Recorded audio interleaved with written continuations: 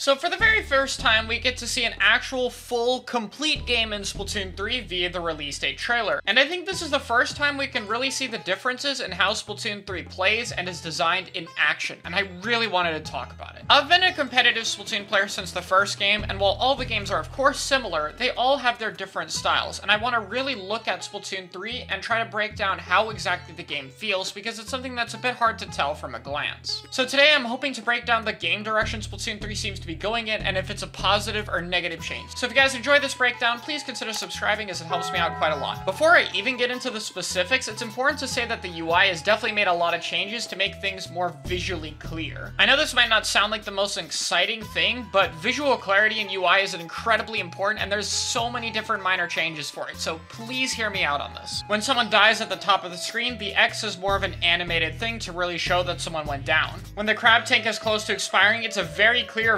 visual indicator that signals to both you and the other team how much duration you have left. The specials make very distinct sounds and are also incredibly easy to see through, especially compared to previous Splatoon games. Despite there being a ton of specials going off in this gameplay, it's very easy to tell where everything is and what's happening. The special meter has an easier way of telling how many points it takes to charge your special and how much you have, as well as acting as a better timer. And the sub-weapon sticks out more rather than being as blended into the background. A lot of how the weapons look visually, such as blast radiuses or Slosher's trail, more closely match how the actual hitbox is. And for new things to add, such as the invincibility when you're outside of your spawn shield or at the start of a squid roll, have a clear white indicator. I know on paper none of these sound that major, but when you combine all of these, it makes the game much more easy to follow, both as a player or as a spectator, and means there's a lot more clarity rather than trying to figure out where something is because a stingray is blocking your view. Splatoon is already one of the fastest paced shooters out there, so having more clarity is especially important for a game like this, and I think it'll make it feel much more easy to play. Okay though, UI aside, what about in the middle of the game? Is it going to feel different than Splatoon 2 and how? Well, yes, for two main things. You're going to have to interact or get closer to each other a lot more, and a lot of the specials or main weapons are built around that. And secondly, the game gives you a lot more movement tools and encourages more freedom of movement. You're going to want to be going around constantly, and standing still is going to be much weaker, which I think are both very positive changes. Like with the UI, this is done by a lot of gradual changes to aspects of the game that encourage it, and the main one is the specials. For a quick background, Splatoon 1 specials were more or less just broken. You pop the button and you get to do things because you're just blatantly overpowered. Here's your invincible one-shotting, or make your entire team invincible, or giant across the map tornado, etc. Which, as you can imagine, did not feel great to play against. So Splatoon 2 went around changing them to make them more coordination-based, but those specials often got a lot of value or did things without anyone really having to do anything about it. They would force people to move regardless of what you, the player, did. Easily the biggest problem of both the previous game's special design is that they don't really feel great to play against, and Splatoon 3 changed that quite a lot. There are two main aspects that are reduced across the board of the 7 Splatoon 3 specials we've seen so far. Almost all of them either have a significantly shorter duration, they do not reach across the entire map in terms of their range, or in most cases,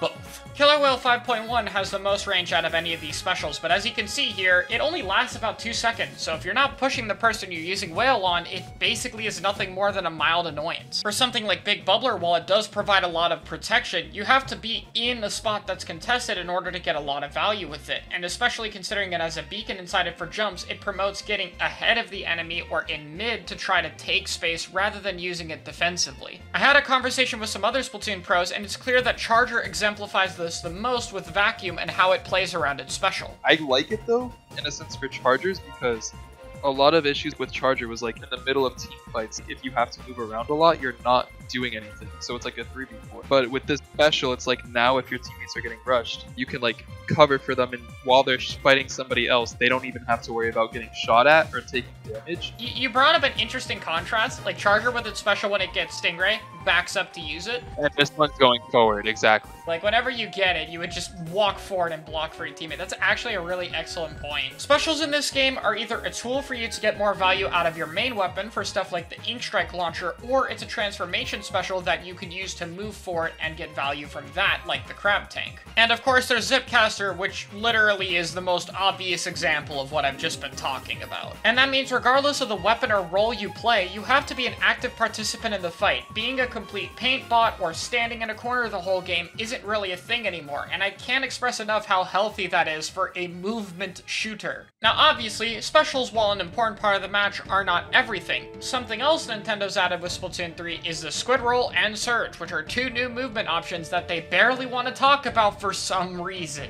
Quite literally, the name, movement options, pretty much says that these promote more moving around and stuff, but in general, these are just helpful dashes either to the side or up in the sky, or at least that's what we thought. From future trailers, and especially in this one, we get a good clip of both shooting while squid rolling and the parry ability that it has, where it can basically mitigate damage if you use it right when you're getting shot. The whole idea with these is to enhance main weapon movement, especially for slower options, and in general promote more fighting without needing your special or a ton of map control, which means it's much easier to pick fights if you really want to. It is very fluid with fighting. It definitely still has some end lag and a predictable animation, but like, even then it's very little. Like, you can see them just boom, roll, boom, roll, boom, roll. Like, it flows very well, you know? It doesn't feel clunky. For weapons like Ruler, for weapons like Blaster, they've been wanting more movement options, so they're not, like, standing in a spot or they're stuck when somebody decides to paint their feet. You know what I mean?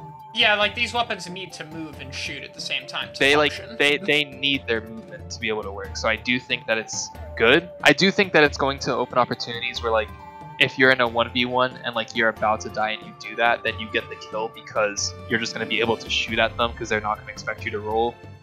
Or like they're going to have to adjust their aim for it. I think the invincibility, if it's at the start and it's very short, and then there, you know, you can punish the roll animation, then I'm more okay with it. Because even if it's a slow weapon, I could just like, oh, you're gonna roll, read, punish the animation afterward. It adds more to fights. It makes approaching easier, and it gives more options for both sides, so I kind of like that in the sense of, you know, 1v1s have more to them. These new movement options are exactly what Splatoon 3 needs, a way to enhance the formula and add more depth to it without changing what's already there. Moving on from the movement options, we also seem to have stages that are much more open or have different ways to move around, so things aren't as restrictive in mid, and once again encourage the freedom of movement to go around. We also have weapons with clearly very strong kits, things that they really like in terms of sub and special weapons, and enable them to move in even more. Splatoon 3 is getting a lot of flack for not dramatically overhauling its entire formula, but like, why would it? The core gameplay of Splatoon is clearly really good, and that's what people like about it. Shouldn't the goal of a sequel be to enhance, expand, and add more options to that formula? Which includes a few new things, by the way. That's what they're doing, and it makes the game look way more fun than either of the previous predecessors, so if that's not good enough, then I don't really know what you want out of a sequel. While I know it may not be obvious on a surface level, the devs clearly know what they're doing and are trying to make the game feel like a better version of anything that came before it, and well, that's all I could personally really want out of it. So let me know what you guys think in the comments, and if this helped you understand Splatoon 3's direction, then consider hitting subscribe, and I will see you all in a future video.